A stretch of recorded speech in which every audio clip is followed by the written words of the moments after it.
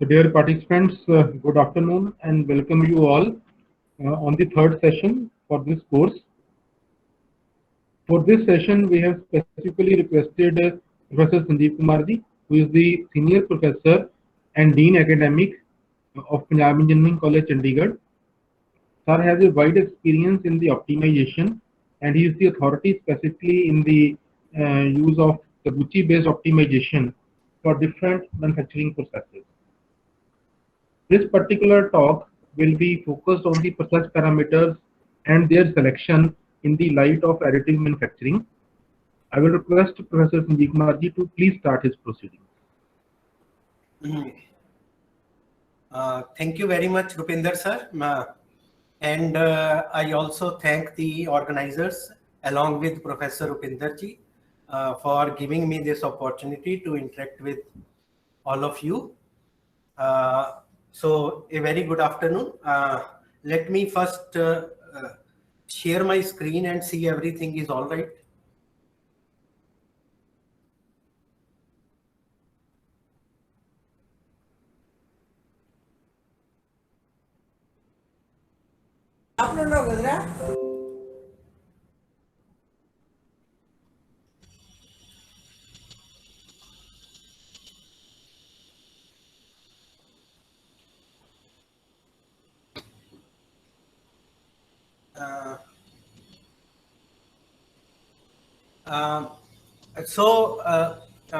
Rupinder sir, you can see my PPT and Yes, sir, loud and clear, sir. Okay. So nice, thank you. So let us begin. The topic for today's talk is process parameters and their selection. So as you know, the course is on 4D printing for smart manufacturing. So you will be subsequently, today is the first day of your course. In the subsequent 4 days, you are going to learn a lot about the various additive manufacturing 4D printing techniques. So my topic that I am going to speak about is rather, you can say that's a common thread between all the processes that you are going to study. So any process could be there. So we will be, how we do the process, how do we study the process parameters, and how do we select the process parameters for our requirement.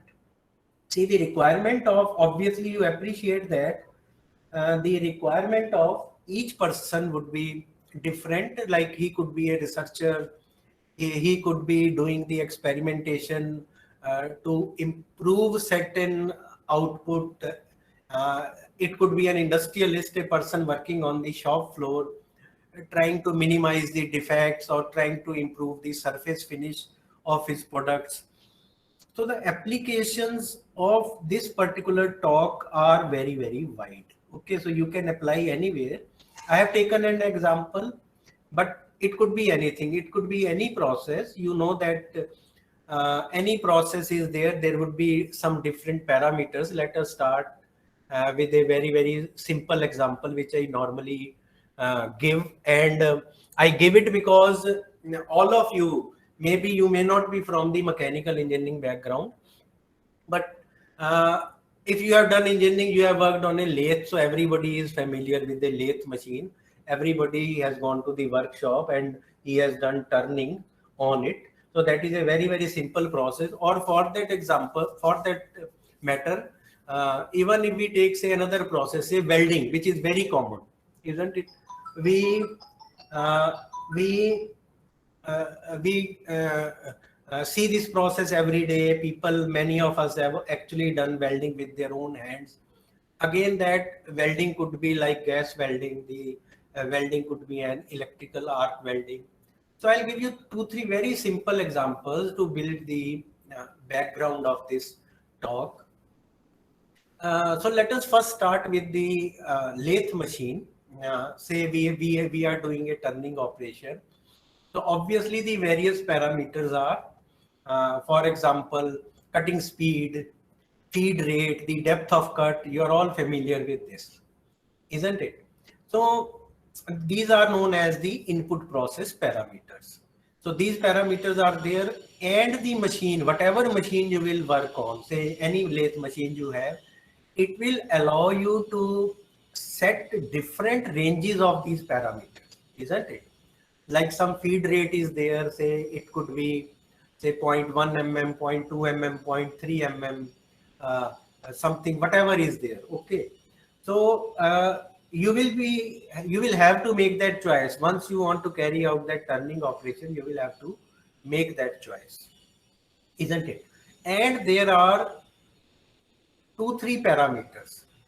Now suppose the output you are looking for. Let us again take it as an example. So let us take, say you want to maximize the material removal rate. You want your process to finish as early as possible. So your response parameter is only your material removal rate. Okay.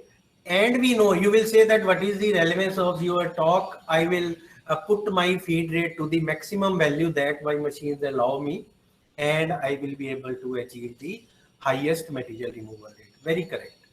But at the same time, there are other parameters also, like cutting speed. Okay. If you increase the cutting speed to a very high level, your tool may get damaged.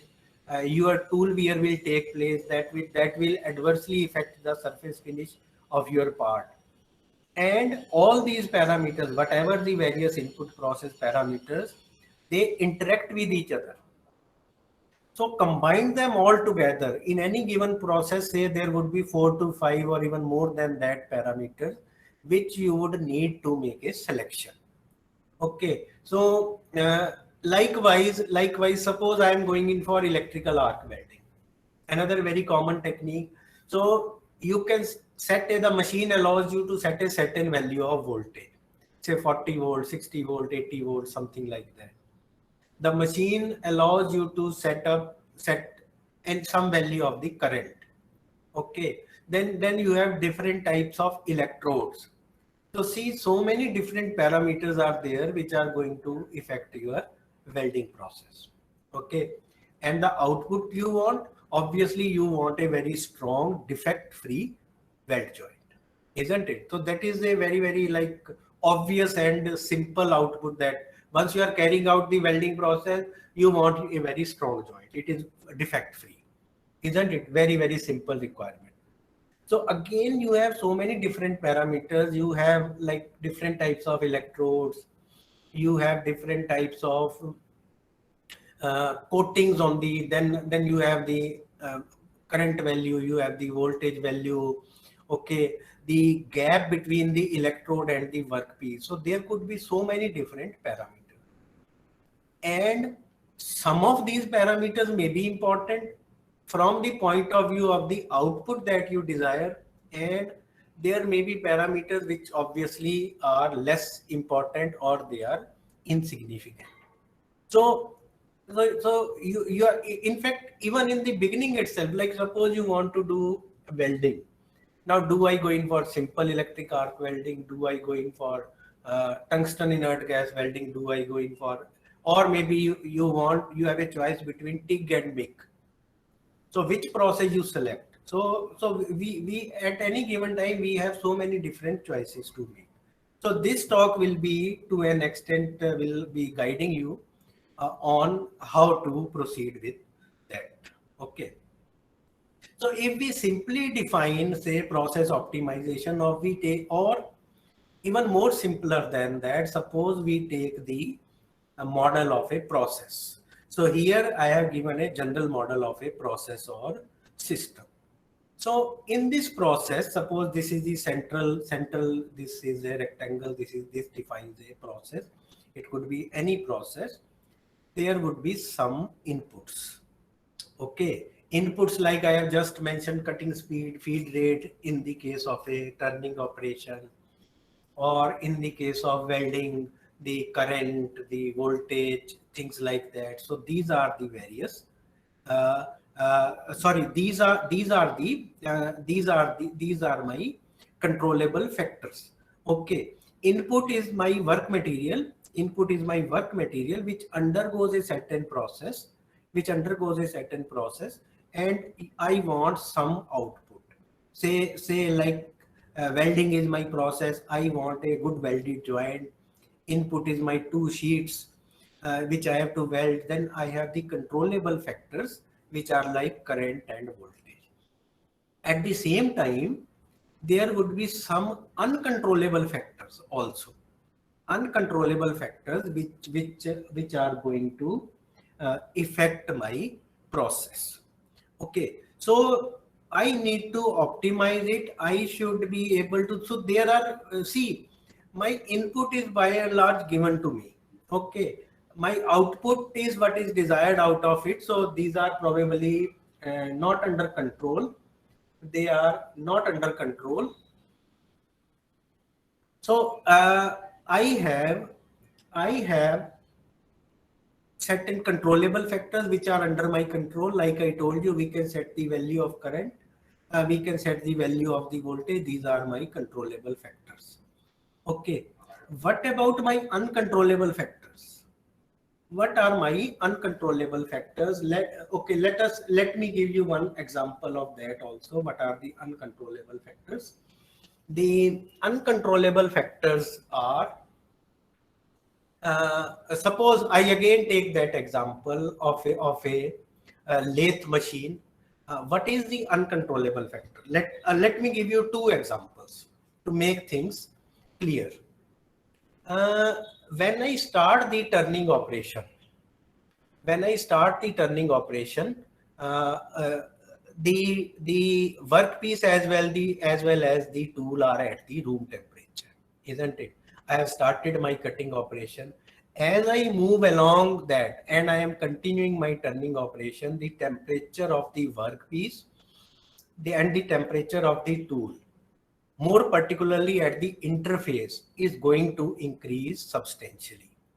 Even the temperature within the workpiece is also going to increase. By the time you finish your turning operation, your workpiece will be quite hot. Probably you cannot immediately handle it, isn't it? Likewise, my tool is also very hot. Now, is it under my control? No, it is not under my control. But does it affect the output of my process? Yes, it does affect very much, isn't it? Suppose maybe if I am talking of material removal rate, maybe it does not affect it that much. Okay, but suppose my requirement is I want a very good surface quality of my turned part. Suppose. Okay, so I want a very good quality of my turned part. Now, in that case, the temperature of the tool as well as the temperature of my workpiece will play a very important role. I think that is not difficult to visualize, isn't it? Now, in the same process, let me give you another example. See, the tool I use, probably I'm not sure how many of you are from the mechanical engineering background, but many obviously would be. So you will more appreciate this point, that tool is given a particular shape. You see it, others like which are not from mechanical engineering background, they may see it as a pointed triangle. So this is a tool and it has got a tool signature. So there are certain angles, there is certain tool radius. So as I start my turning operation, these parameters change. The nose radius changes, the angle, rake angle, which we call it proper, in fact, more appropriately, the back rake angle that we call. So as I continue my process, these parameters are going to change. Can I control it? No, I cannot control it. But do they affect my output? Yes, definitely they do affect my output. So what do? I have to select my parameters and I have to design my process in such a way that the effect of these uncontrollable factors is minimized. Okay, the effect of these uncontrollable factors is minimized. I cannot eliminate them. That is beyond my capability. Nobody can control them. Okay. Besides this, suppose if I were to give you a few more or other examples of the uncontrollable temperature, that is like climate. Sometimes it is very hot, then sometimes it is very cold, then fatigue of the operator. So these are all my uncontrollable factors. Okay, so how do I go about it? So let us read these points. These are very important points. Process optimization can be defined as the method of finding the conditions that will give the maximum or minimum value of a response. Okay, in fact, that is clear. So maximum or minimum value of a response, like my output. So either I want like if I talk of material removal rate, yes, I want the highest value. I want the maximum value of my material removal rate. If I talk of surface roughness, I want a minimum value. I want very good surface finish. So my surface roughness should be very, very less. Okay. Then to determine the controllable factors that will affect the desired response. So I have to determine the controllable factors, the input parameters. So I will have to determine what value I keep them so that I get my desired response. To minimize the effect of uncontrollable or noise factor. This is very, very important. And I'll be covering it in detail during the course of my talk to minimize the effect of uncontrollable or noise factors. To determine the optimum combination of controllable factors that will give the best value of the desired response. So I want an optimum combination. So not only that, I want it is not as simple as like if I want the maximum material removal rate, I keep all the parameters at the maximum value. I take the highest feed rate, I take the highest cutting speed, I take the highest depth of cut, so I get the maximum material removal rate. Obviously, that is a layman's language, so engineers do not work like that. Okay. So I have to find an optimum combination of the controllable factors that will give me the best value of the desired response. Now, multi-response optimization, where a balance is to be achieved between a number of desired responses. Okay, like I want, till now I have been talking of say maximum material removal rate or minimum surface roughness. But suppose you have a limitation, you want to strike a balance between both of them. You want a good material removal rate, but you want a very good surface finish also. So in that case, it becomes a trade-off. Okay, it becomes a trade-off between the various factors, isn't it? And two of the most commonly used techniques of process optimization, selection of parameters, in other words, are Taguchi experimental design and response surface methodology. So these are the, even for an experimental work or research work, or it could be an actual industrial problem. So generally, these are the two most commonly used techniques. So my discussion will be based on this Taguchi experimental design. Okay, so which I will be explaining in detail. So these are some of the examples. I have already given you an idea. So we can, I think what we can do is we can start from the bottom. We can have a quick look again. Controllable factors like all design parameters, the dimensions, material selection, process design parameters, process setting parameters. Okay, these are all my controllable factors.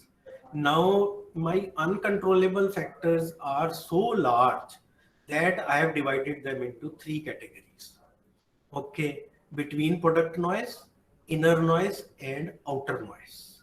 Okay, so depending on like which stage they are occurring and what is going to be their influence, usually this is in the decreasing order of influence. The effect of outer noise is minimum, the effect of inner noise is more.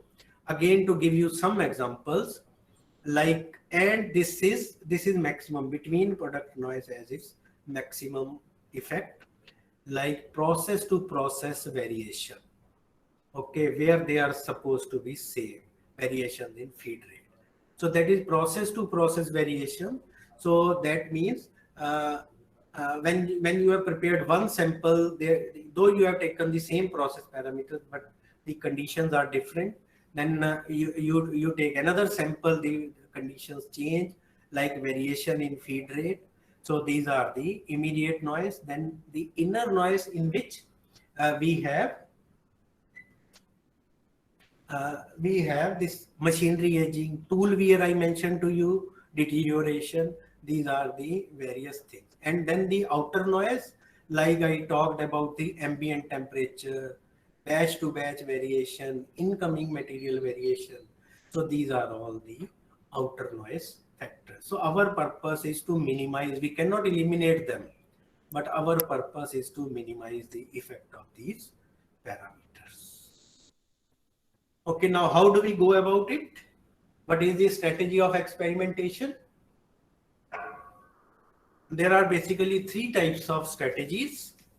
Best guess experiment, used a lot. Best guess means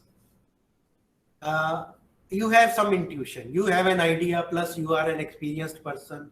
From experience, you have learned lot many things, isn't it? Like you go to get a part welded in the market. So the welder is obviously an uneducated person, isn't it? But he knows that this is my part. He will just ask you, what is the part? You will say this is the, like say alloy steel or my steel or something like that, whatever you may say. Okay, so he has an intuition, he has an experience. He will tell you, okay, I will use that much voltage, I will use that much current, and I will give you the best welded joint. Okay, you have to trust him. Okay, so these best guess experiments are used a lot. They are quite successful. They are more successful than you might suspect, but there are disadvantages. Okay, so they are successful, but obviously there are various disadvantages, because you are not, what are the disadvantages? You are not aware. He has given you a good welded joint, no problem.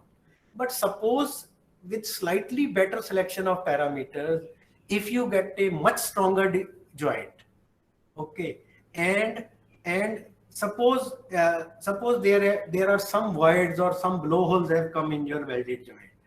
You cannot see them, okay, but in the long run, maybe 2 years down the line, that will lead to a breakage of your part. So this is beyond your control here. But here, when you go in for a properly designed experiment, obviously you have a better control on minimizing the defects and improving your strength of the joint. Second option is one factor at a time. That means like okay, let us stick to our example of welding. So you have current and voltage. So you take a fixed value of the voltage and you change your current. Let us say take the value of the voltage as 40 volts. Now change the current, 20 ampere, 40 ampere, 60 amperes, like this. Okay, you complete your experimentation, then you fix your voltage to say 60 volts. Then you again going for 20 ampere, 40 ampere, 60 ampere, like that. So that is the example of one factor at a time. So this is obviously you are going to cover all possible combinations, but it is devastated by interaction and also very inefficient. So it is the most inefficient way of doing an experiment, isn't it? You see, how many resources are at stake? Time is at stake, energy is at stake, okay, cost is at stake. So if you follow this one factor at a time approach, how many experiments you have to conduct to arrive at the best result? So each experiment is going to cost you money. It is going to cost you time. It is going to take a lot of energy. It is going to have a deteriorating effect on the environment, isn't it? Then we come to the last one, statistically designed experiments. Okay, so this, though I was talking of the Taguchi method, okay, but there are other techniques also, but they are all based on essentially the Fisher's factorial concept. It was Fisher who gave this concept initially, and then it was developed through various mathematical techniques into a proper statistical method. Okay, so in this, now when we talk of the experimental design, we have a full factorial design. That means the total number of experiments, like the one I was mentioning earlier in the previous slide. So one factor at a time approach. So that was my full factorial design. The total number of experiments required to run all possible combinations of all the levels for each of the factors. Then I have fractional factorial design, a portion of total combination. So this is what I would be focusing on. Fractional factorial design, only a portion of the total combination. If orthogonality is maintained, the fractional factorial matrices are called orthogonal arrays. So this term is very important, orthogonal arrays. So I'm going to explain this.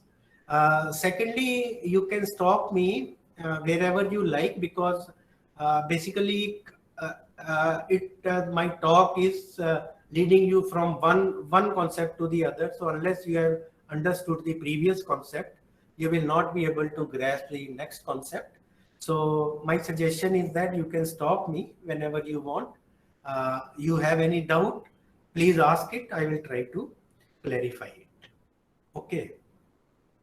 So I'll come to orthogonal arrays. Let me give you some more details about the orthogonal arrays first. So we also call it, when we go in for statistically designed experiment, we also call it a robust experimental design. Why do we call it a robust experimental design? There are two important tasks to be performed in robust design.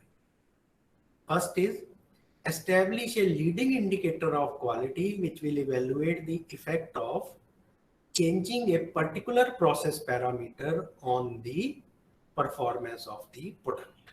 Okay. So what we need to do here is, what do I mean by this statement? By this statement, I mean that not only that you are interested in a optimum combination of the parameters, you should be able to, even if you are a researcher or even if you are from an industrial background, you are establishing an industrial process. Okay. And let me tell you, this method has been used even in accounting department. So this is such a versatile method. It has been used even in accounting departments for cost analysis. So that is the versatility of this method. So what I want is, I want to evaluate the effect of, so not only I want a optimum combination of the parameters, I want to know that if any one process parameter, if I change from one value to the other value, what would be its effect on the output? So again, to simplify the matters, again, let me quote the same example. That is, suppose as a result of this robust experimental design, I find out that at 60 volts and at say 20 amperes, my joint is of the maximum strength. I have got the best joint. This I have obtained, but still I would like to know that if I change my current from 10 amperes to 20 amperes, what is going to be the effect of this change on my strength of my welded joint? So that is the meaning of effect of changing a particular process parameter on the performance of the product. So I will further explain it with the, when we actually take up a case study, I will further explain how do I get it and what is the utility of this information. So I will stress at that point. Obtain reliable information about the process parameters with with minimum time and resources. Okay, obtain reliable information about the with minimum. So I want to spend minimum time. I want to spend the minimum resources. Okay, to obtain, and I want, notice this carefully, reliable information. So I want reliable information. This is achieved by employing signal to noise ratio to measure quality and orthogonal arrays to study many design parameters simultaneously. Okay.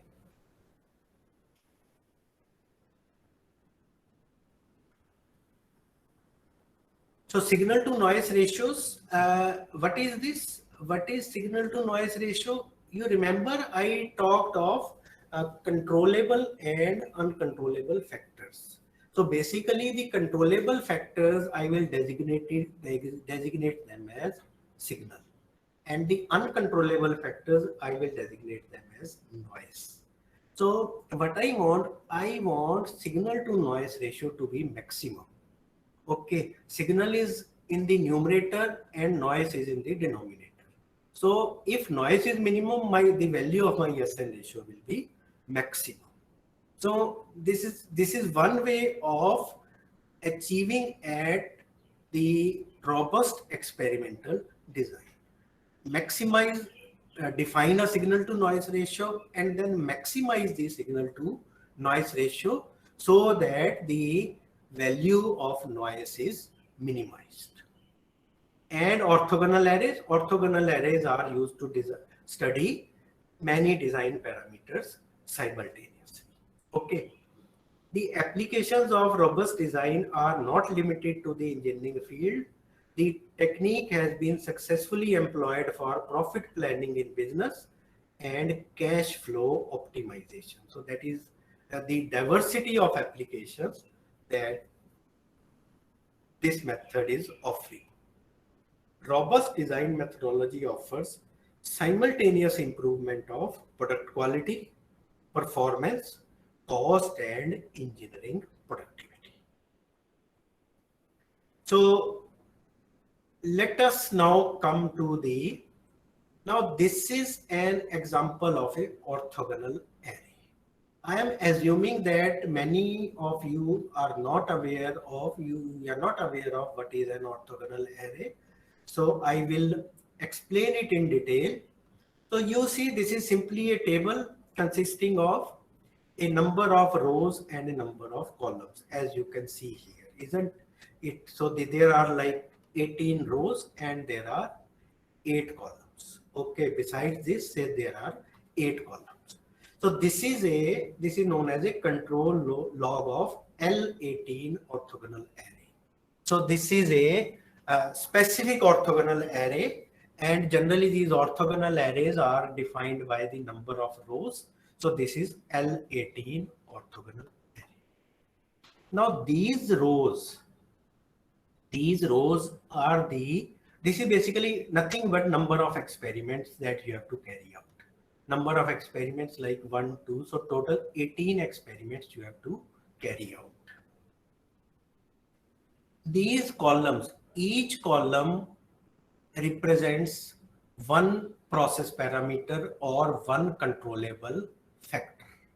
Okay, like this could be voltage, this could be current, this could be type of electrode, this could be distance between the electrode and the workpiece. Okay, different things are there. This could be like environment, like are you supplying any gas, inert gas, or you are carrying out the welding in a simple normal ambient environment, in air you are carrying out, things like that. Okay, so there could be as many as 8 different parameters. Then when you see below, when you see below, you would see some values like 111, 222, 333 randomly written all around, isn't it? So these are actually not random. These are the levels of the parameter at which you have to carry out a particular experiment. Okay, let us keep it very simple. Let us focus on the first 4 only, because I have to explain everything in 1.5 hours. So say 4, there are 4 columns. And experiment number 5, how do I conduct experiment number 5? Experiment number 5 I will conduct at first level of parameter 1, second level of parameter 2, second level of parameter 3, and second level of parameter 4. Experimenter number 6, how do I carry out? First level of parameter 1, second level of parameter 2, third level of parameter 3, and third level of parameter 4. Okay, so these could be like 1 to 3. As I told you, my talk is very general in nature. You can apply it to any process. So I am here not talking of actual values. I am just giving you 1 to 3. So this 1 to 3 could be anything. Okay, this third parameter could be anything. Okay, so this model can be applied to any process. All right, one more thing let me clear here. In fact, 2 things I want to make it clear. That first thing, you need not fill all these 8 columns. It is not mandatory. So you may select 4 of them, you may select 5 of them, you may select only 3 of them, and you may select any 3. Like you may select 3, 5, 6, you may select 3, 5, 6, 7, 8. Any column you select, and if you leave any column blank, that does not affect your robust experiment. But you have to conduct all the experiments as listed in these rows.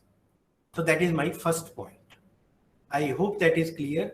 Second point is, why do we call them orthogonal arrays?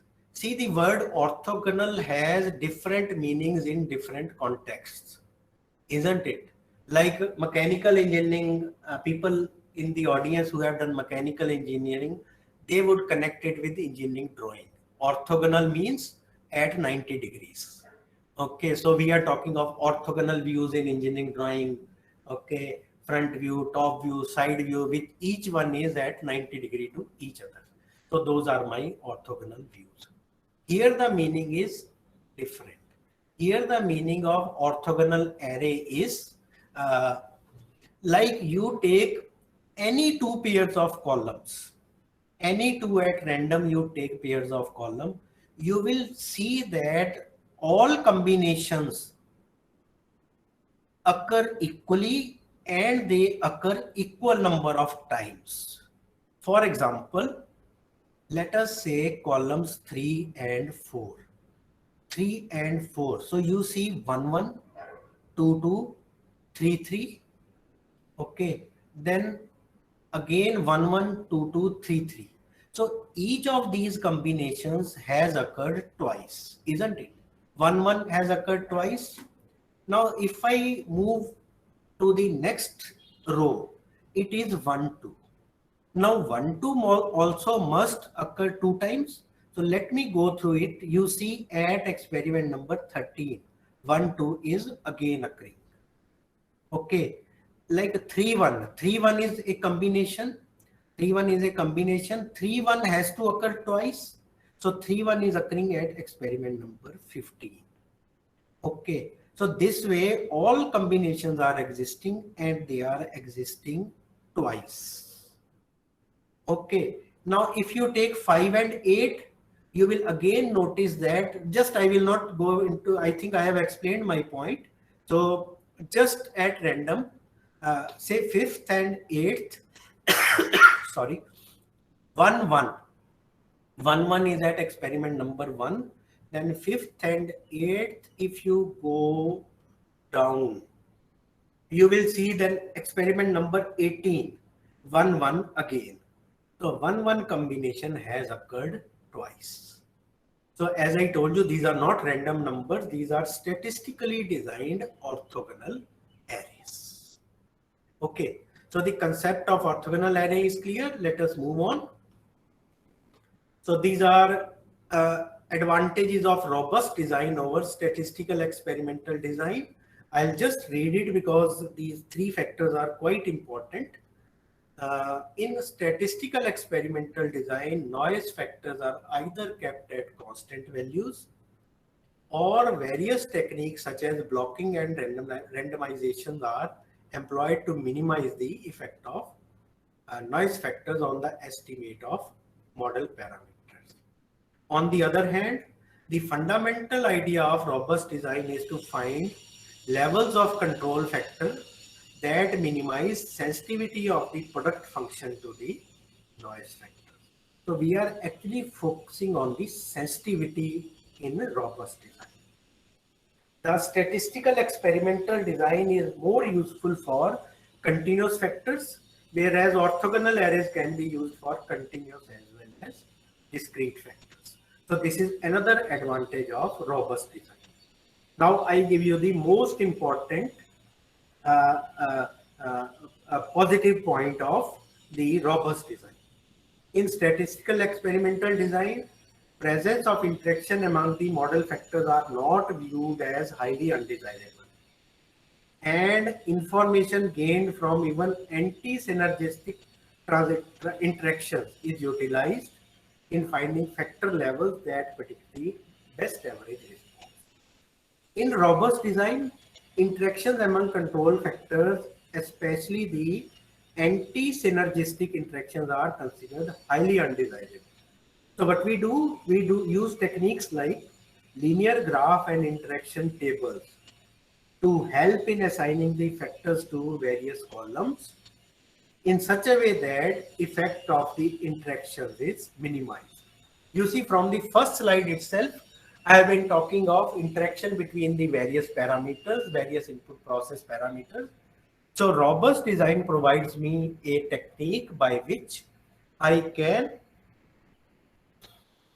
can minimize the effect of interactions. Okay, now these are the various steps in the Taguchi method. One by one I will take them up, and then we are going to cover them in detail. First is decide the important input process parameters and their levels. So that is my first step. Okay, you decide the important input process parameters and their levels. Now, how do we, obvious, I think you have understood. So what we will decide, what we need to decide is what are the important input process parameters like current and voltage in a welding process. At the same time, why I'm using this word important is like the medium, the environment, it is air or it is an inert gas. Okay, that may not be important for your process. Okay, so you have to select the important input process parameters and their levels. So you decide 3 levels, 4 levels, 5 levels, which levels are important. And how this is done? This is done by pilot experimentation and literature review. Okay, so literature review, obviously you all are researchers, you all are senior faculty members. So you know that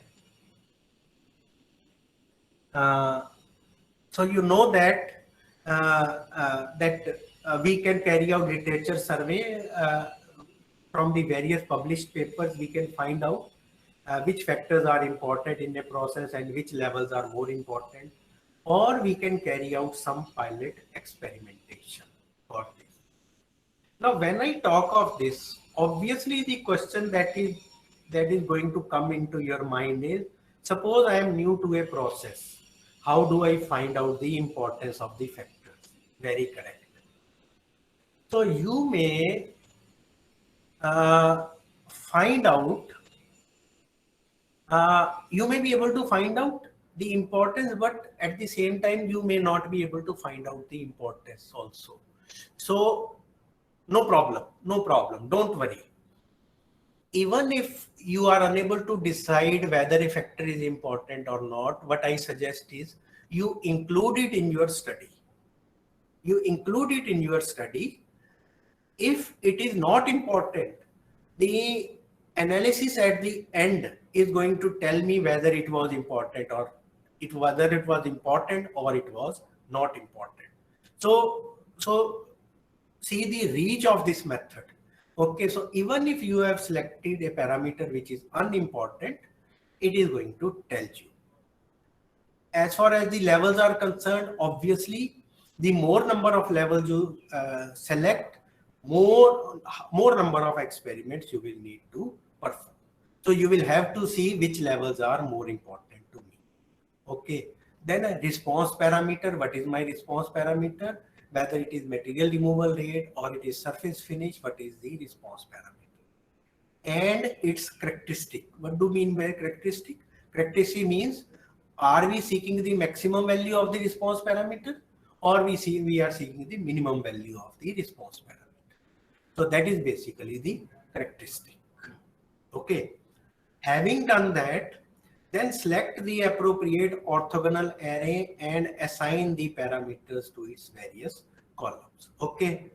So I will come back to this definition again, but this is the table which helps me in finding out the what is my relevant orthogonal array. So I'm explaining this point number 2 here. Select the appropriate orthogonal array. How do I select? This is the table which is going to guide me. Okay. If the maximum number of factors are 3, okay, number of rows this, so maximum number of columns at these levels 3. So you have 2 levels. You go in for L4. Okay, you have 3 levels, you go in for L9. You have 4 levels, you go in for L16. These basically L4, L8, L9, these are the standard orthogonal arrays. So Taguchi has designed as many as 18 standard orthogonal arrays, allowing you different combinations. So you can have different factors. You can have 3 factors, 7, 4, 11, 15, 5, 8, 6. So all kind of possibilities are given. And then the maximum number of levels. So 2, 3, 4, 5, anything could be there. See, this orthogonal array is not going to guide you what kind of levels you select. That is your research objective will decide. Okay, what are the factors you take into account and what are the levels? The idea here is that whatever may be the factors, whatever may be the levels, you will either be able to select one of the standard orthogonal arrays which fits your experiment, or you will be able to modify any of these orthogonal arrays. Modification of these standard orthogonal arrays is also possible to arrive at a solution which will be suiting your need. Okay, so I go back here. The number of rows of an select the appropriate orthogonal array and assign the parameters to its various columns. Then conduct experiments for the levels given in each row. So you have to conduct all the experiments for each row. As I told you that each row is mandatory. Okay, so you cannot skip any row, but you can skip any column because columns are mutually orthogonal. As I have already explained to you, columns are mutually orthogonal.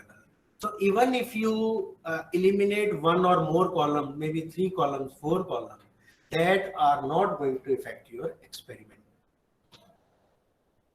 Okay, so conduct experiments and note down the values of the response parameter. Repeat each experiment 3 times. So that is for increasing the accuracy of your experiment. Study factor effects and find out the optimum combination of the input parameters. Calculate the best value of the response characteristic. That is the most beautiful thing of this methodology. Okay, that is you can calculate the best value of the response characteristics. You see, let me explain this. you see, given your parameters and the number of levels, there could be so many different possible combinations. Like, say, if I take up L18, so you conduct only, let me give you one or two examples of more orthogonal arrays, then it will become more clear to you, I think. Yeah. So here are two examples. This is an L8 orthogonal array. L8 orthogonal array. So again, there are 8 number of experiments. As I told you that this L8 corresponds to the number of experiments. And there are 7 columns. So you can accommodate maximum of 7 factors of 2 level each. So you see 1, 1, 2, 2, 1, 2, 1, 2, 1, 2 like this. So there are 2 levels. Okay. Then I have here L9. So this is an L9 orthogonal array in which there are total 9 experiments and only 4 columns, but the number of levels are 3. So each factor can have 3 levels. So again, you can see some combination 1, 2, 3, 3, 1, 2, 2, 3, 1 like this. It is there. Okay. So now that you have selected, so what you are basically doing, what I want to stress is that if I take this example of L9, I have conducted only 9 experiments. That means I have used only 9 combinations of the various parameters. But actually, how many total possible combinations are there? 3 raised to power 4. 3 raised to power 4 means 3 raised to power 4 means 81. Okay, so total 81 possible combinations are there for all these factors. So I may not have conducted an experiment. I hope I am able to make this thing understandable. Then I may not have been able to conduct an experiment at the actual setting, which is the best setting. So even then, this analytical method allows me to calculate the best value of my response characteristic. Even though I have not conducted the experiment, but theoretically, it will tell me the best value of the response characteristic.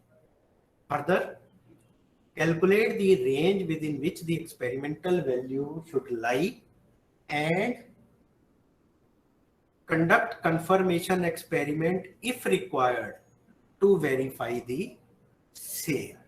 Okay, calculate the range within which the experimental value should lie and conduct confirmation experiment if required to verify the same. Okay, so this I will explain. What does this mean? Perform analysis of variance to find out the significance of the various factors and their relative contribution. Okay, perform analysis of variance to find out the significance of the various factors and their relative contribution. Okay, this also I will explain when we take up this analysis of variance. Okay, so these are some definitions. Like settings are referred to as levels and the parameters as factors. The response variable is called the dependent variable because its value is assumed to depend on the values of the factor. Similarly, factors are also sometimes called independent variables. Okay, factors are also commonly known as treatments, a term which comes from agriculture where design of experiments was first developed. So in fact, this design of experiment technique was first used in agriculture. Okay, now this is important when we going for further analysis. Degrees of freedom of a 3-level factor is 2. So basically degrees of freedom of any factor is number of levels minus 1. So if it is a 5-level factor, its degree of freedom would be 4. Okay, so these are some of the definitions. These are again some of the definitions. I think I will skip them because a lot of things are still to be explained. So basically, I have covered them all. Otherwise, in discussion, I have covered them all, like orthogonality. I have covered the number of rows of an orthogonal array represent the number of experiments. This also I have told you. Okay, Taguchi has tabulated 18 basic orthogonal arrays. So these are known as standard orthogonal arrays, but they can be modified. Okay, so these are the examples of the orthogonal arrays. These are how do we select the required standard orthogonal array. OA selection rules. Number of factors 2 to 3, you can select L4 for 2 levels, 4 to 7 L8, 8 to 11 L12, like that. For 3 levels, 2 to 4 L9, 5 to 7 L27. Likewise, we do have mixed arrays like L18 I was referring to, that is a mixed array, L36, L54. Then we have 5 levels. So number of factors, if number of factors are 6, you can select L25. If number of factors are 11, you can select L50. Okay. Then let me briefly at this stage, before I now my case study starts from here. So before that, one last thing, how do we customize the orthogonal arrays? Like I told you that if your requirement is not fitting into one of the standard 18 orthogonal arrays, how do we go about? So basically 3 different methods have been offered. Here I am only explaining them in brief. If time permits, I will explain them in detail later on after I complete the discussion on the main part of my method. So this is dummy level technique, which allows a factor with m levels to be assigned to a column of n levels where n is greater than m. So what do I mean here? What do I mean here is that in a column which can accommodate total 3 levels, like suppose, let me go back to in this. Now in this, say column number 2, 1, 2, 3, 1, 2, 3, 1, 2, 3. So I can put a factor here which has only 2 levels. It is possible for me to put a factor here which has only 2 levels. So how do I get it? There's a method for that, and this technique is known as dummy level technique. Basically, I have made 1 level dummy. So that is possible. Okay, likewise, I can accommodate a 3 level factor in a column which can have up to 5 levels. So that thing is possible. Then we have the column merging method. It can be used to create a 4 level column in a standard orthogonal array with all 2 levels, and a 9 level column in a standard orthogonal array with all 3 level columns.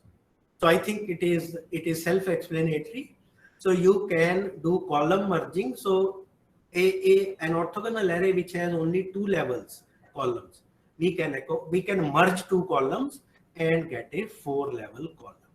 Likewise, in a 3 level column, like L9 I was talking of, all 3 levels, so we can combine different columns to generate a level which is actually 9 level column. Okay. Likewise, the last method is compound factor method. It allows the study of more factors with an orthogonal array than the number of columns in that array. What do I mean here is that I can use this L9 orthogonal array to study more than 4 factors. So though number of columns are only 4, so I can study even 5 factors.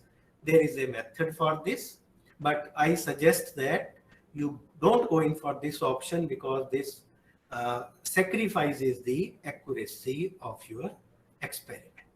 Okay, so now time is really running out. Let me start with my case study. So whatever till now we have discussed for almost close to 45 minutes or something, 50 minutes. So let us all put it into an actual study and see how do we go about and how do we obtain the various results. So certain things are still unexplained, like how do I study the effect of change of a factor from one level to the other level. So this I am going to cover in this study. So this is basically input EDM process parameter. So for a case study, I have taken a simple process. This is an electrical discharge machining process. You need not know the detail of this. If you know, good, but if you don't know, doesn't matter. This could be any process. Okay. So these are the total possible parameters of this process. So whatever is your process, like 4D printing, you are going to study so many different processes. Whatever is the process, you will select whatever is the process. You will note down the various process parameters. So this is the complete list of the process parameters. So we have discharge current, we have sparking voltage, we have type of flushing, we have type of dielectric, pulse on time, pulse off time, and polarity. Now, there are total 7 here. I can use all 7, but that will make my experiment very, very cumbersome. So as I told you, from my literature survey and from my pilot experimentation, I find out that 3 parameters out of these are most important to me. That is discharge current, pulse on time, and pulse off time. Out of these 7. So 3 are most important, and to maintain simplicity, basically to explain these things quickly, I have used a very low order orthogonal array, which is an L9 orthogonal array. So there are 3 levels of, so discharge current 2 ampere, 4 ampere, 6 ampere.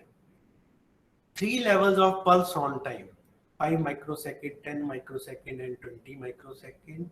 Then 3 levels of pulse off time, 38 microsecond, 57 microsecond, and 85 microsecond. It could be anything, isn't it? These parameters could be anything, these levels could be anything. It depends on what kind of work you want to get it done. Then we come to the response. I have deliberately selected here 2 responses. One is micro hardness, which is higher the better. I'm going to maximize my micro hardness. And the second response parameter is surface roughness, which is lower the better. And I'm going to minimize this surface roughness. So here I am seeking the highest value. Here I am seeking the lowest value for surface roughness. Now I have 3 factors, each having 3 levels. So based on these inputs, L9 orthogonal array was selected for the experimentation. So I have selected L9 orthogonal array. This is in detail my L9 orthogonal array. So what I have done is, and then you see here, I have assigned the various factors. So to the first column, I have assigned discharge current. To the second column, I have assigned pulse on time, then pulse off time. And their actual values I have put, depending on like 111, 222, 333. So wherever third level exits, I have put 85. Wherever first level is there, I have put 38. So this is basically known as the control log for experimentation. I have put the actual value in L9 orthogonal array. And as you can see, I have left the 4th column blank. That does not affect my process at all. Okay. Based on these inputs, L9 orthogonal array was selected for the experimentation. The 4th column of the array was left blank. The orthogonality of an array is not lost if one or more columns are not used. Each row of the orthogonal array represents the set of values of input process parameters with which a particular experiment is to be conducted, isn't it? So that I have already explained. Suppose you want to conduct experiment number 6, you will keep the value of discharge current at 4 amperes, you will keep the value of pulse on time at 20 microsecond, and you will keep the value of pulse off time at 38 microsecond. So what is important here is that you conduct only 9 experiments. Suppose you were to go in for that option, 1 factor at a time. in that case, you would have 3 raised to power 3. So you would have needed to conduct as many as 27 experiments. So instead of 27 experiments, here you are conducting only 9 experiments. So just see how much time, and you get the same result. So how much time, how much energy, and how much cost saving we have carried out by statistically designing my experiment. Compute signal to noise ratio. After performing experimental design and tabulating performance data, compute appropriate signal to noise ratio. So this is basically the formula for SN ratio. This is the formula for SN ratio. So SN ratio for larger the better. This is the formula. So basically here is a very simple mathematical formula. This yi is the value, actual value of the suppose a material removal rate. So this is the value of material removal rate that you actually obtain in your experiment. So you have 3 values. So square them, take the reciprocal, add them 1 by 3, take log to the base 10 and multiply by minus 10. Very simple mathematical formula. And if you compare both of them, there is no difference except for here yi square is in the denominator, here it is in the numerator. Why? Because our aim is to maximize the SN ratio, whether my factor is seeking the highest value or the lowest value, depending on my requirement. Maximizing the appropriate SN ratio makes my design robust. Okay, so having done that, now let us do all the calculations. So this is basically the same table repeated. Here it is for micro hardness, here it is for surface toughness. Let me focus only on micro hardness because that explanation will be sufficient. So I have carried out my experiment at the values as mentioned in the orthogonal array. And these are the, for experiment number 1, what I have done is I have obtained a sample and I have taken micro hardness at 3 values. I have taken at 3 positions. So like 617, this is in Vickers micro hardness, 598, 607. So likewise for each experiment, I have 3 values like this. Okay, using that formula which I showed you earlier, we will calculate the SN ratio. Okay, these are the SN ratios. This is the mean SN ratio. This is the overall mean. So this table I have created. Now, how do I calculate the factor effect? You see, I can independently, the one I was mentioning earlier, we can calculate the effect of each factor at each level. How do I do it? Just refer back to that L9 orthogonal array. I will just explain with the help of one example. Effect of factor B at level 2. Factor B at level 2. So let me go back to that L9 orthogonal array. Just remember this effect of factor B at level 2.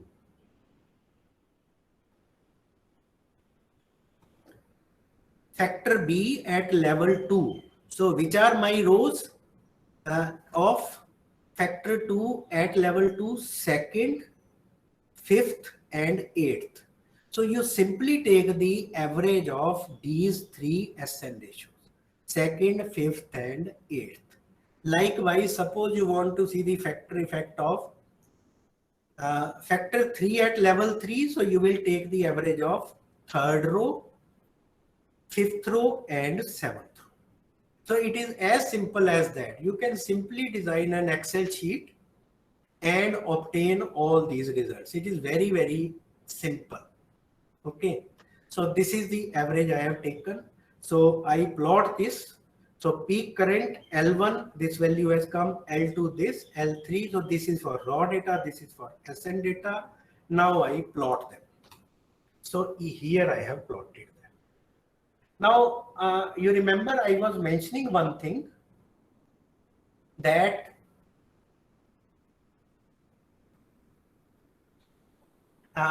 that you need to know the factor effects separately. What is its importance? What is its importance? You see here, I will again explain from this graph.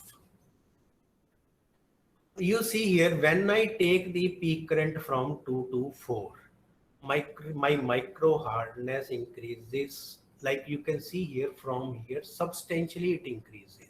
Like if I see the raw value, it goes almost from 590 HV to it goes right up to say 635 HV.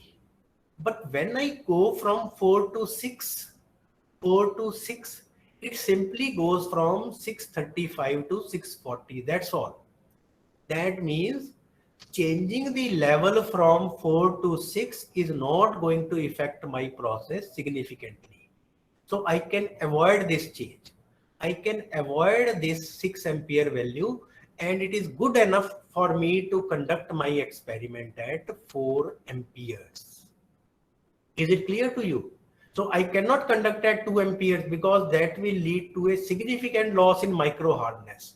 But if I do it at 4, obviously hardly any effect on micro hardness. So that is the significance of studying the factor effects. Okay. Likewise, so I have segregated all the factor effects. This is of pulse on time on micro hardness. This is of pulse of time on micro hardness.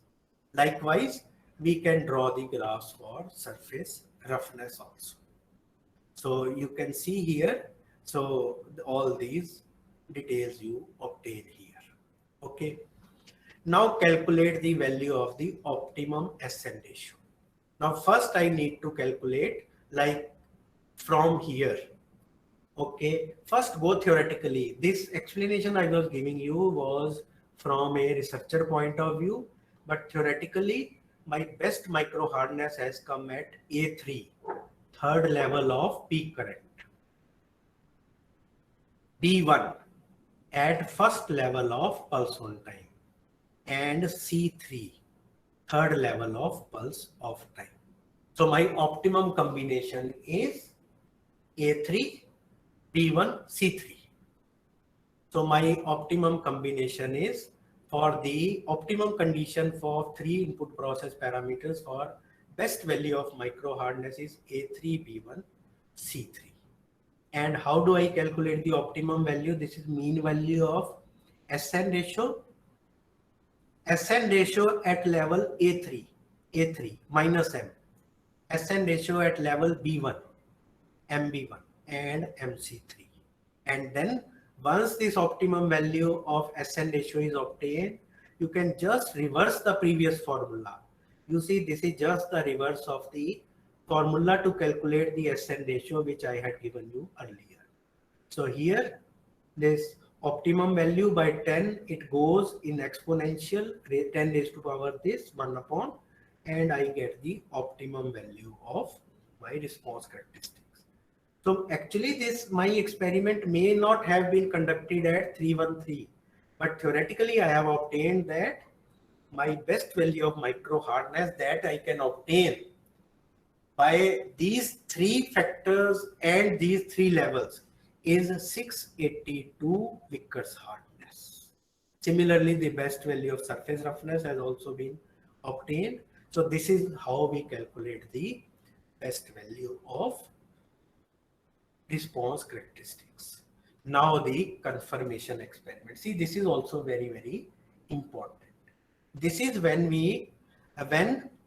confirmation experiment is required when the optimum combination of input process parameters does not constitute one of the rows of the orthogonal array. That means this optimum combination is outside the orthogonal array. Okay. In that case, we will conduct a confirmation experiment from the optimum value that has been obtained from the Taguchi analysis. And then that confirmation experiment value must lie within the confidence interval as calculated below. So this confidence interval, this is the formula you can use. This error variance comes from ANOVA. So first I need to explain to you what is ANOVA. So this is my analysis of variance. Essentially what I have done here is I can, I think, straight away explain from this ANOVA table. This is my ANOVA table. So here I have segregated peak current, pulse on time, pulse off time, and there is one more row has been added, which is my error. Okay. And very important thing here is what I will do is I will calculate the F ratio theoretically. How do I calculate? I will just show you the mathematical formula, and I can also obtain the F ratio from the statistical table. So for that I will need, you see, for that I will need the degree of freedom of that parameter and degree of freedom of the error. So you see here peak current, degree of freedom I already explained 2, 2, 2, 2, and the degree of freedom of a L9 orthogonal array is 8. So error has a degree of freedom 2. So this is my statistical table. So these all are F distribution table. Everyone is familiar because all of us have studied mathematics. We may be electrical engineer, we may be computer engineer, but we have studied mathematics. We know F distribution table. So you see here, this is the degree of freedom of the numerator 2. This is the degree of freedom of the denominator. This is 2, 2. Then this is the level of confidence. How much do I want?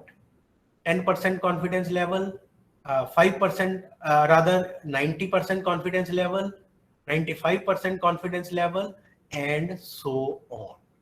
So like if I am looking for generally for our experiments, 95% confidence level is sufficient.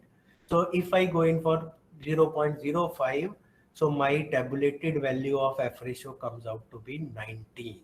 Now what is its significance here? If my calculated F ratio is more than my tabulated ratio, my factor is significant, otherwise my factor is insignificant. Now how do I calculate the sum of squares? First, peak current. Sum of squares due to factor A, 3 times MA1, value of SN ratio at A1 level, minus M, MA2, MA3 minus M. Square it, multiply it by 3. That gives me sum of squares due to factor A. Likewise, I can calculate sum of squares due to factor B, MB1, MB2, MB3. So I obtain sum of squares here. Degree of freedom I have already explained. Variance is sum of square divided by degree of freedom. So 2.0121 divided by 2, 1.0061. So this way I can calculate variance. And how do I calculate F ratio? F ratio for a factor is variance of that factor divided by error variance. So that gives me the F ratio. So F ratio I have obtained, as I told you, if it is more than the tabulated ratio, like in this case, all these three are more than the tabulated F ratio. So this turns out to be significant. So in our case, all three factors have turned out to be significant. But as I told you in the beginning, suppose you have inadvertently selected a parameter which is not significant. So here it will be shown as insignificant. So you can drop that parameter in your future study. Okay. Now I know all these three factors are significant, but what is the relevant significance? Percentage contribution. How do I calculate it? Very simple. Sum of squares due to a factor divided by total sum of squares multiplied by 100. So you see, very simple mathematical formula. You can easily design an Excel sheet. Those softwares are available, like Minitab is available, other statistical softwares are available. But my suggestion is, they are not required. Understand the whole method, understand the whole process, then design a simple Excel sheet, and it will give you all the details, all optimum values, all combinations, graphs in whatever form you want.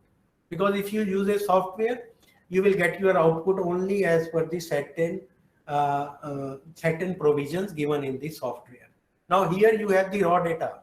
You can apply anything, you can represent that data in any form. You can take a pie chart, you can take a bar chart, you can take up any comparison.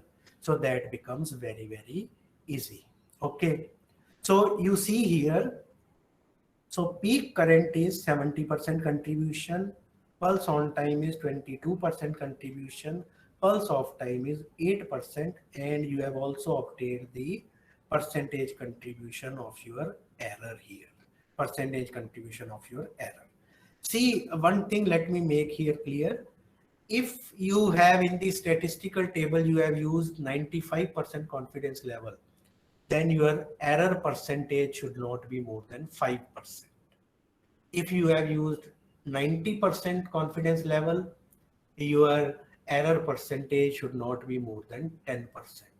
Generally, as I told you, we take up 95%, or if we want to be very accurate, like for PhD work, for high level of, like you are aiming for a very, you want to put your paper in a, you are aiming for a very good journal, then probably 95% confidence level is not that much acceptable. It is not adequate. So I would suggest that going for 99% confidence level. So 99% confidence level is 0.01 here. So then your F ratio, tabulated F ratio, comes out to be 99. So in that case, what I want to emphasize is that your error contribution should be less than 1%. So if says you have used 99% confidence level and it is coming out to be less than 1%, that means your results are reliable. You have conducted your experiment successfully, and with the proper assignment, proper selection of orthogonal array, proper selection of factors, and proper assignment of each factor to a proper level, proper column. Okay, if you have done all those things nicely, then your error contribution will come out to be your बुला लो कोई है तो आगे कोई नहीं वो ओपिंदर देख रहा है अच्छा अच्छा देख लो तो so this error comes out to be less than 1%. So that is means your study is a very good study, and your results will be easily accepted by some very good journals. Okay. So summarizing, let us summarize. For an experiment or manufacturing process, Taguchi method is used to find out optimum combination of process parameters. So we were able to find out the optimum combination of process parameters, that was A3B1C3, best value of the response parameter 682 Vickers micro hardness. So best value of response parameter we were able to find out, isn't it? And then significance of the process parameters, whether I have inadvertently selected a parameter which is not significant, I will be able to find out. And the relative significance, percentage contribution of the process parameters. So that also I have been able to find out. So I think you did not ask any questions. So I am leaving, say, about 7 minutes of my time for the questions. So I close here. If you have any questions, and probably I think I was able to make the method clear to you. This, of course, in this very little time, it is not possible to cover all the aspects, but I have been able to give you the gist of this method. You know what is this method, how it works, what kind of outputs you can expect from this method. So these things I have been able to cover. So I really thank you for a very patient hearing. And now if you have any questions, some 5 minutes, we can take those questions.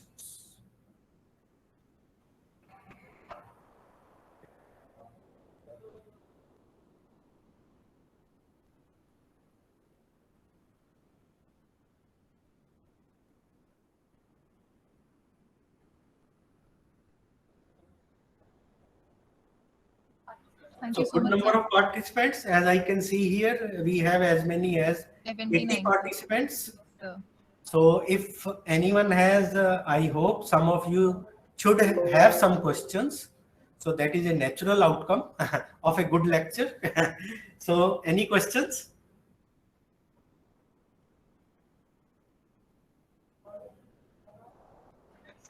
Participants, this session is open for questions.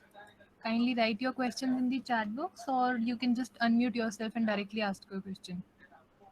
Sir, good evening, sir. Myself, Rajesh. Yes, Rajesh ji. Sir, actually, while performing the ANOVA test, sir, if you get the error percentage high, then can we able to correct it, sir? How to correct those values? Yes, definitely you will be able to correct it. As I told you that either your selection of orthogonal array is inappropriate, or your assignment of the process parameters to those columns, to the various columns, is inappropriate. Okay, so first thing would be to check whether you have selected the right orthogonal array or not. Okay, if you have selected the right orthogonal array, maybe then what you have done is okay, let me explain it in this way, that the more important parameter, the more significant parameter, it is better if you put it towards the left hand side of your orthogonal array. So like you have already conducted an experiment, your value of error is coming out to be high, but you know the percentage contribution. So you conduct your experiment again by assigning column 1 to the parameter which is the most significant from your experiment point of view. I think just by this simple reassignment, you will be able to reduce your error significantly. Okay, sir. Thank you, sir.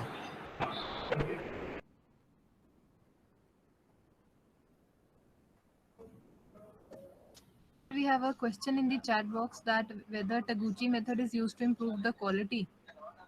Yes, definitely. That is in fact, that is the single most important purpose of this Taguchi method. It is used to improve the quality. In fact, probably I'm not sure whether you know of this or not, that a large number of Japanese industries and American industries, they are using this method on the shop floor for reducing the defects, and you can improve the quality of your product. So that is the most fundamental application of this method. Any other question, please? If I have is there, sir? Sir, the question is, if R square value is less than 90%. Guru Mahesh sir, could you repeat your question? Sir, we have Sir, another. good evening, sir. Good evening. Yes. Sir, in my experimentation, my R square value is getting less than 90%, sir. It is less than 90%. Yes, it is acceptable. No doubt it is acceptable, but you are sacrificing the accuracy of your results a lot. That is what I can say. Sir, if you were giving the more parameters like that, suppose we given A, B, C, some papers I seen that they use A into A, B into B, C into C, or AB into AC. Yeah. Actually, what you are talking of is the interaction. In fact, that clarification I want to give to the previous question also is that interaction is very important. Though we could not cover that part, but we have linear graphs for each standard orthogonal array. So that linear graph will tell me that how to avoid interactions. So you can avoid interaction. It tells you that there is an interaction, say, between column 1 and column 2. The interaction is found in column number 3. So better you eliminate or you ignore column number 3. So that is also one of the ways of improving the quality of your experimentation. Okay, sir. Thank you. Sir, we have a couple of questions in the chat box. Yes, can you kindly read it for me? Yes, sir. Sure, sir. Sir, the question by Surendra Seni sir is, can you explain the confidence level? Yeah, confidence level, as I've already explained, that more obviously it has its literal meaning only. Like 95% confidence level, 99% confidence level, that means you have a high confidence level on your experiment. You can even go further than 99%, as I gave you in that standard orthogonal, standard statistical table of F ratio. So it depends on what kind of accuracy you want. Even 90% is acceptable in many cases. 90% is a good confidence level. Okay. But 95% is a very good confidence level, and generally your results become acceptable. But once you are really going in for a very good study or a very good industrial, I'll give you an example of a those MEMS manufacturing facility in US. So those people are using, I read a case study in one of the published papers. So I don't remember the name of the industry. They are manufacturing all these microprocessors. So they kept the confidence level at 99. And then they applied this Taguchi method on their shop floor to improve the quality of the microprocessors that they are manufacturing. So confidence level obviously refers to the kind of accuracy or the kind of confidence with which you can say that, okay, I have carried out this study and I am confident that this study is very good. So 95%, 99%, even more than 99% also, you can go as per the statistical table. Sir, another question is, if I have M factors and N levels, is there any specific method to select orthogonal array? Yes, I told you that one thing is that we already have mixed arrays, which I gave you examples like that L18, L36, these are mixed arrays. So if your requirement fits into any of these mixed arrays, these are also standard orthogonal arrays. You can select them, and you can also manipulate your standard orthogonal array, as I told you, by the dummy level technique. By the dummy level technique, again, unfortunately, we did not get the time I wanted to explain it to you fully. So if you have like a factor of say 3 levels, but in your array you have a column of 5 levels, so you can easily put that factor into that column by creating 2 dummy levels. So that is easily possible, and that does not affect the quality of your research. Next question is the integration of Taguchi method with finite element methods possible? No, I'm not, I really am not qualified to answer that. I have not come across any paper which has attempted to do a finite element analysis. I am not aware. Sir, the last question is Taguchi method same as 5S method? No. It is different. 5S is different. Taguchi is different. The methodology, the parameter selection, both are different in 5S and Taguchi. Thank you so much, sir. I guess there are no more questions. On behalf of Rupinder sir and the Department of Mechanical Engineering at NITTTR Chandigarh, I extend my warm thank you to you, sir, for sparing your valuable time and sharing your knowledge with us. Thank you so much, sir. Thank you, ma'am. Thank you. And I thank all the participants for a very patient hearing and good questions, good quality of questions. Thank you very much.